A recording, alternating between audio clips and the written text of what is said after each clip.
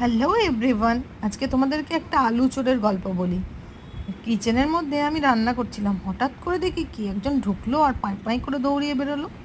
এই যে আমার ডাম্বোবাবু হচ্ছে এই ফার্স্ট আলু চুরি করলো।